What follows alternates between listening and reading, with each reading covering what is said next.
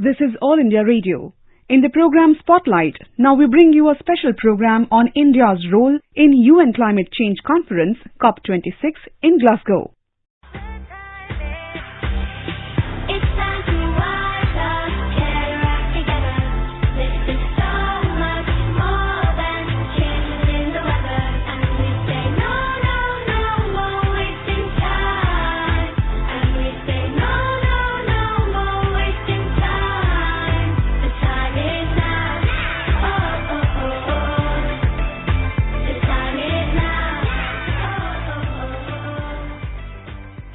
Climate change is probably the single biggest threat facing the world's biodiversity. The world is warming because of fossil fuel emissions caused by humans. Scientists predict that if humans continue to live as we do today, rising temperatures and more frequent extreme weather events may lead to widespread extinction. The past decade was the warmest on record, and the governments agree that urgent collective action is needed.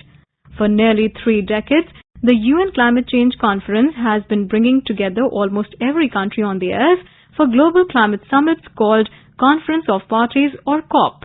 The COP26, hosted by the UK in partnership with Italy, will take place from 31st October to 12th of November 2021 in Glasgow, UK. The summit will bring parties together to accelerate action towards the goals of the Paris Agreement. The success or failure of our climate future is in the hands of world leaders, stressed Aayog Sharma, the president of COP26, in a speech given at UNESCO headquarters in Paris on 12th of October. My message to leaders in every donor nation is clear. Please step forward now in these few days before COP26, because that promised $100 billion is vital to the success of the summit. We simply must deliver. COP26 is not a photo op, nor a talking shop. It must be the forum where we put the world on track to deliver on climate. And that is down to leaders. It is leaders who made a promise to the world in Paris 6 years ago. And it is leaders that must honor it. Responsibility rests with each and every country, and we must all play our part. Because on climate, the world will succeed or fail as one. India's climate policies and increasing renewable energy infrastructure can serve as a model for other countries looking to achieve their climate targets. At the National Conference on COP26 Charter of Actions, Honorable Union Minister for Environment, Forest and Climate Change, Shri Bhupender Yadav said, "Equity and climate justice are touchstones of any global climate response. Concerted actions are needed in terms of cooperation between all countries, especially with developed countries taking a lead in climate action through mitigation, adaptation, and providing support to developing countries in terms of climate finance, capacity building, and technology transfer." Climate change is a defining issue confronting humanity right now. The impact of climate change are being felt globally. The need of the hour is a comprehensive set of actions within socio-economic and developmental context to deal with the issue of climate change.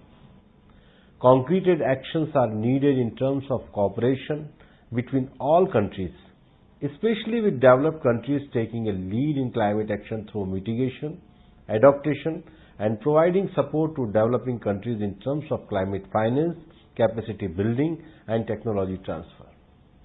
The recently released report by IPCC has sounded alarm bells louder than ever, and it is a clarion call for the developed countries to undertake immediate deep emission cuts.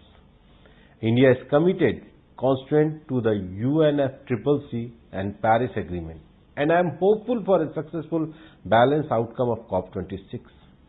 India has taken several actions under the visionary leadership of our Honorable Prime Minister Shri Narendra Modi ji to tackle climate change by taking several initiatives including inter alia implementation of National Action Plan on Climate Change, National Adaptation Fund on Climate Change, Pradhan Mantri Ujjwala Yojana, faster adoption and manufacturing of electric vehicle in India scheme, setting up of international solar lines, coalition of our disaster resilience infrastructure, leadership group of industry transition, and putting in place an ambitious national hydrogen mission and continuing effort to decouple its emission from economic growth.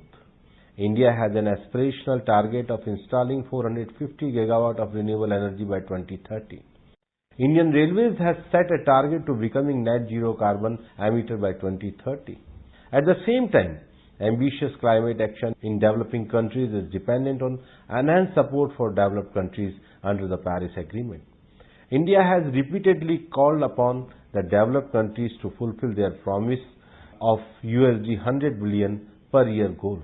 In this regard, COP26 should focus on climate finance in scope, scale and speed, along with development transfer of technologies and capacity building support. Director General, Indian Institute of Sustainable Development (IISD) and Carbon Minus India (CMI), Dr. Shrikant Panigrahi highlighted India's adherence to its intended nationally determined contributions. India has always played a decisive role, leadership role in preventing climate change and taking aggressive climate action. If you see India's INDC, Intended National Determined Contribution, it is very promising and robust document which became the NDC after the approval of the 193 countries in the Paris in 2015 December, that this is the NDC for India. If you see the historic data of the India, whatever India has committed, India has already done so far. And India is ahead than many countries, and the global estimation report has appreciated India's leadership drive and achievement, particularly the target of 175 gigawatt of renewable energy by 2022 and 100 gigawatt out of which is solar energy. And India is quite ahead than its target. And if you see the India's NDC document, India has also committed 40% of its total energy basket to come from renewable and non-fossil fuel route, which neither committed by China nor USA. Dr. Shrikant Panigrahi also highlighted India's commitment to become a leader in green hydrogen, which is derived through electrolysis of water using energy derived from renewable sources. India has always played a decisive role, leadership role in preventing climate change and taking aggressive climate action. The global estimation report has appreciated India's leadership drive and achievement, particularly the target of 175 gigawatt of renewable energy by 2022 and 100 gigawatt out of which is solar energy. And India is quite ahead than its target. And by 2020, India was in most promising position. If you see the India's NDC document, India has also committed 40% of its total energy basket to come from renewable and non-fossil fuel route. India is also committed for green hydrogen in particular, and which is again a non-fossil fuel and a totally green form of energy basket. And India will not only generate green hydrogen for its own consumption, but also India is planning to export it to the other countries and help them. And India is already in International Solar Alliance. We are trying to help all the 121 tropical countries who are under sun. The Indian government, along with International Solar Alliance (ISA) and the World Bank, has developed a plan titled One Sun, One World, One Grid. This plan advocates for the construction of a transnational solar grid. The primary objective of the One Sun, One World, One Grid plan is to help seamless transmission of solar energy across international borders. The host nation for the COP26, the United Kingdom, has offered its support for implementing the One Sun, One World, One Grid plan. The International Solar Alliance also plans to launch the World Solar Bank or WSB at the Glasgow conference. Environmentalist C.K. Vashni lauds India's initiative One Sun, One World, One Grid, but pointed out that it requires commitment from other countries to help reduce carbon emissions. India has been very straightforward and taking very forward-looking decisions. We have got Global Alliance, which ultimately also got the UN, approval. And for that, India has also proposed One Sun, One World, One Grid. Now, this kind of an proposal is something which requires commitment from the countries. For this, as it will have a great impact in reducing carbon emissions. But this requires capital investment. And for that, again, finances are needed. And therefore, it is time that this proposal which India has been proposing must also be financed. And countries must forward to provide the necessary finance for this, so that a clean energy permanent source may be available, because sun shines all the 24 hours, but in some places it is dark and some places there is a sunlight. So one can really compensate from one area to another if we really see that one sun, one world and one grid concept gets implemented, and it is really gets the support as well as the required financing over a period of time to make it happen as a viable alternative to the fossil fuels. With a thriving renewable energy market in India, the total installed renewable energy capacity has gradually increased year on year. Inclusive policy decisions taken by the government have also resulted in a significant amount of investments pouring into the clean energy market in the country. Environmentalist C.K. Varshney pointed at India's low per capita emissions despite being third highest carbon emitter, and said that equity and climate justice should be taken into account while setting climate goals. India is third emitter, but I think it is important for us to know that our total contribution at present is only 7% out of 100. So although we are third, but the difference between the second and the third is huge. And also if we take per capita emission of carbon dioxide, then we are well below the global average. So all these things have to be said along with this when we say that we are the third largest emitter. In fact, look at our population and look at the developmental stage. We have not really used any of the carbon space which others have already utilized and have left very little for other countries to make use of. So I think here is also a question of carbon justice or environmental justice. The Ministry of New and Renewable Energy, MNRE, has stated that India is on course to achieve its INDC target of 40% installed power capacity from non-fossil fuel-based energy sources. A total of 450 gigawatts of renewable energy installed capacity is set to be achieved by the end of 2030. The steadfast commitment of India towards achieving its climate goals can be an inspiration for both developing and developed countries. It's time to rise up, get our act together. This is so much more than changes in the weather. We say no, no, no more wasting time. And we say no, no, no more wasting time. It's time to rise up, get our act together. This is so much more than changes in the weather. And we say no, no, no more wasting time. And we say no, no, no more wasting time. The time is now. Oh, oh, oh, oh. The time is now. Oh, oh, oh, oh. The time is now. Oh, oh, oh, oh. The time is now. Oh, oh, oh, oh. Now. You were listening to a special program on India's role in UN Climate Change Conference COP26 in Glasgow. This program was produced and presented by the News Services Division of All India Radio. You can listen to it on our mobile app News on AIR. This program is also available on our YouTube channel News on AIR Official.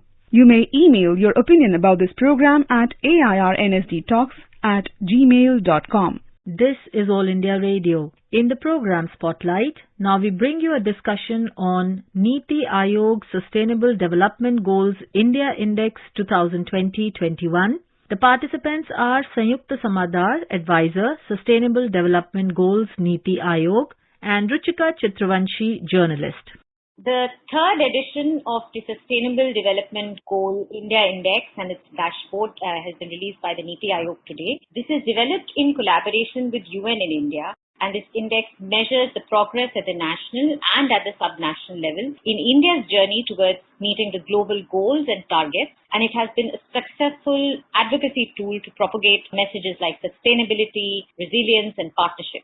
Ms. Samadar, can you tell us a little bit about how have the states performed, who are the top performers, and which are the states that are lagging? What are the key takeaways of this report that has been launched today? NITI Aayog today launched the third edition of the SDG India Index. This has become the measuring tool for the SDGs for the entire country, particularly because NITI Aayog has the mandate to oversee the SDG implementation, monitoring, and the supervision for the entire country. So we began this journey in 2018, and since then, the SDG India Index has become the mainstay for assessing the progress of the states and the union territories. And I'm very happy to say here that over the last 3 years, we've refined the index, which began with just 62 indicators covering just 39 global targets across the 13 goals at that time, to the present edition, which covers all the 16 goals with an analysis of goal 17, which is partnerships, with 115 quantitative indicators. So the refinement has happened, the coverage has expanded,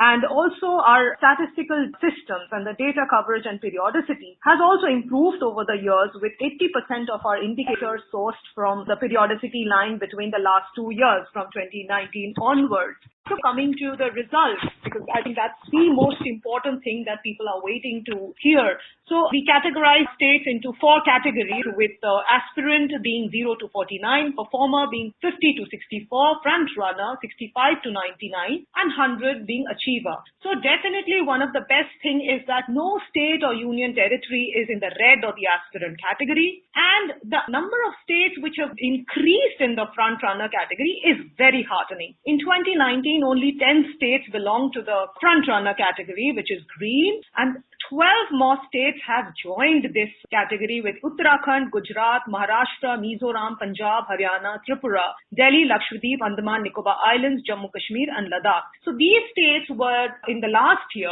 they were in the yellow category of performer, and now they have gone to the front runner category. Needless to say, the top 5 states are congratulations to the top 5 states. Kerala retains its position at the top category. Himachal Pradesh and Tamil Nadu have tied at the second rank. Andhra Pradesh, Goa, Karnataka, Uttarakhand, they have moved up their ranks and they've gone to the 4th rank, followed by Sikkim and Maharashtra. Definitely the states which need to do a lot more, let me say Chhattisgarh, Nagaland, Orissa, Arunachal Pradesh, Meghalaya, Rajasthan, Uttar Pradesh, Assam, Jharkhand, and obviously Bihar, which again remains at a score of 52, which is the lowest as of now. But apart from the movement of the states and the progress which the states have shown, basically all states have improved in their scores. Some may not have improved their ranks, but it's heartening to know that all states have improved their scores if you see the report. What is interesting is at the national level, what is it that we see? Because your question was exactly also as to where do we see India? So definitely there has been a progress from 2019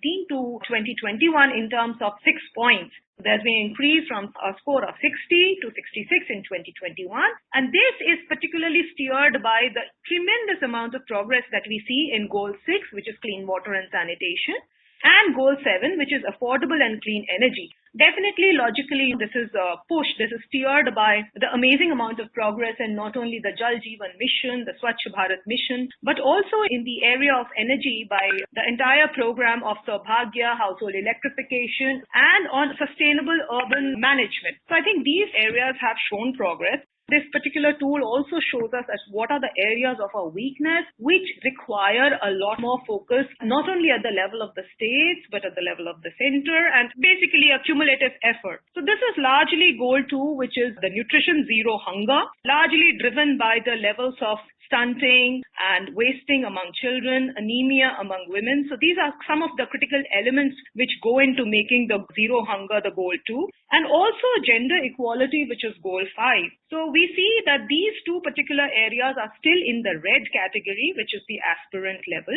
where the scores are less than 49. And these 2 areas, which the entire country knows, that these have to be worked upon, and not only by the government, because these 2 particular areas, they take a whole lot of effort from the entire society, require a whole of society approach and synergies across departments and governments in order to show remarkable progress in the coming year.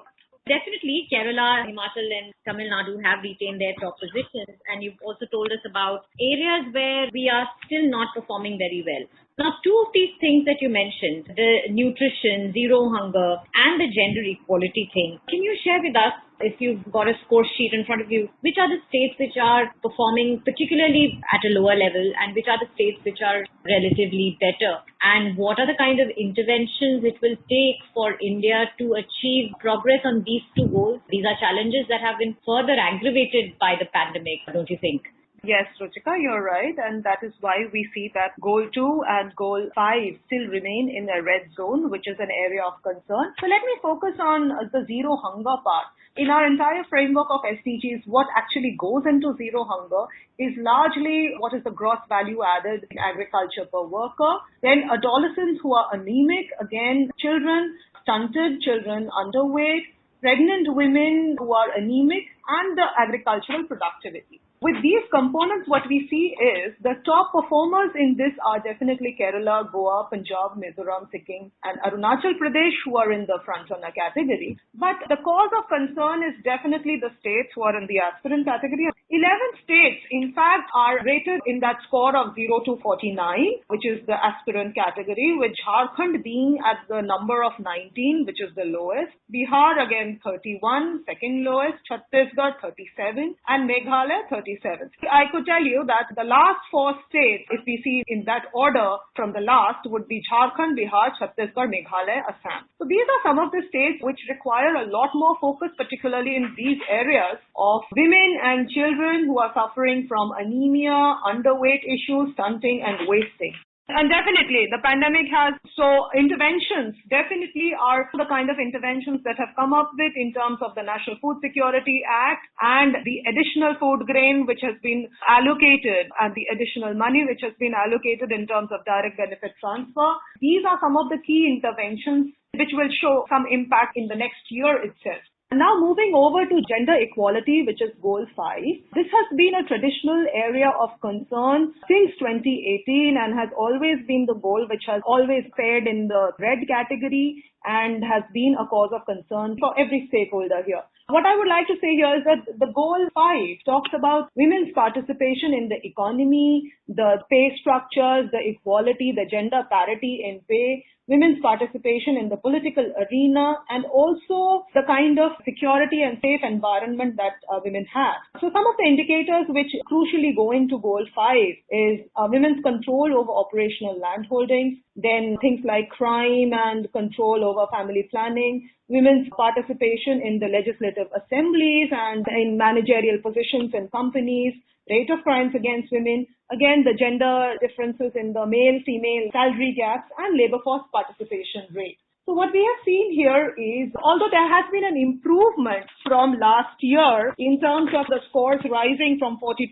to 48 in Goal 5, however, it requires a lot to be done. And some of the states who are doing well in Goal 5, and none of them are front runners, none of them are in the green category though. Some of the states are in the performer category, in the yellow category. Chhattisgarh on top, Kerala, Himachal Pradesh, Tamil Nadu and Andhra Pradesh on the top 5. And however, the states which are right at the bottom here would be Assam, Arunachal Pradesh, Tripura and Rajasthan. So these are some of the critical states which are again at a very low score beginning from 25 to 39, if I may give you just the range of scores that the lowest states have.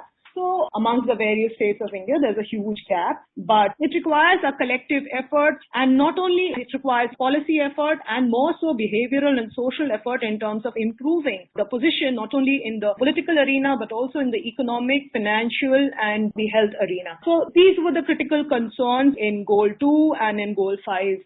One of the things that NITI Aayog, this whole dashboard and the India Index does is it encourages an evidence-based policy making. Now, I would like you to talk a little bit about how states can have some sort of an interstate learning. What can they learn from each other? And is that platform also being provided by NITI Aayog? What kind of policy interventions are you suggesting based on the findings of this index? This is just a beginning. When we come out with the index and what it helps in terms of doing it, it also kind of puts into place what are the critical areas of each state, what are the things that are working in some states which other states could learn. It actually provides a very beautiful arena for peer learning and to see what are the good practices which are working in, let's say, nutrition in the southern part of India, which could be replicated or customized in the northern states of India. So what we do with this index is it's just not the end of the process, it's in fact the beginning of the process, and it entails a lot of engagement. So I have to tell you this, that in the last 1 year, we have visited around 12 states immediately after the lockdown opened last year, from September till April this year. So what we do is we personally engage as a team, we engage with the state governments, and we conduct a 2-day workshop in each of these states. And that is where we try to come up with dedicated and customized reform action plan, reform interventions, which the state could use in order to plug those gaps. Now, these reforms could be very simple things like plugging the HR issue or some procurement issue or some simple legislation, some simple rules which could be kind of just framed by the state government. So these are the learnings, and these reform action plans is something that we pick up from our visits and from our engagement with the different states, where we try to understand as to how things are addressed in a particular region. Let's say how the problem of schools at the time of pandemic was being addressed in Gujarat. That became a learning for how some of the schools could manage in Uttar Pradesh. So some of these cross learnings are very interesting, and this is what we take to the states. But we also work extensively and intensively with the state governments in order to prepare the reform action plans based on the diagnostics that come out from this entire gamut of data we are able to generate through the SDG India Index. So this is one of these highest forms of evidence-based policy making, where we bring in the evidence, we show it to the state governments, and from there we try to devise these policy interventions, these policy tweaks, which we work along with the state governments, and then it's obviously up to the state governments to kind of own it and then kind of implement it. Do you think that health is going to get much, much bigger space in the Sustainable Development Goals, and overall, which direction do you see this evolving in the coming year? The goal 3, which deals with good health and well-being, that has definitely become the focus of the entire country. Let me just say not only the country but the entire world, given in the last 2 years. A lot of focus has gone into it. The energies of the entire state has gone into it, let me say. Not only the finances, the energies, but again, in the SDG framework, the goal of good health is marked by certain established things which are again globally accepted, and they are part of the UN resolution, which deal with a whole gamut of things ranging from maternal and child health to per capita expenditure on health, and again, things like communicable, non-communicable diseases, and the entire health infrastructure. So it's a very holistic kind of and very comprehensive goal which covers the different ranges of health, not only the health inputs, the health infrastructure, but also the health related outcomes. With the kind of parameters that are incorporated in Goal 3, there has been a remarkable improvement from 2019 to 2020, which is 61 to 74. That's a remarkable improvement. I believe that with the current focus on the health systems, this will continue to improve, because now the entire machinery is garnered towards improving the system, the health infrastructure, the health outcomes because of the pandemic. Thank you so much for sharing your thoughts today. Thank you so much, Ruchika. I would really request our audience to not only read the report, which is on our NITI Aayog website, but also to definitely visit our SDG India Index dashboard to have a feel of it. The entire data, it's very transparent. All data, all indicators, everything is in the public domain. Thank you. You were listening to a discussion on NITI Aayog Sustainable Development Goals India Index 2020-21. The participants were Sanyukta Samadar, Advisor Sustainable Development Goals, NITI Aayog, and Ruchika Chitravanshi, Journalist. This program was produced and presented by the News Services Division of All India Radio.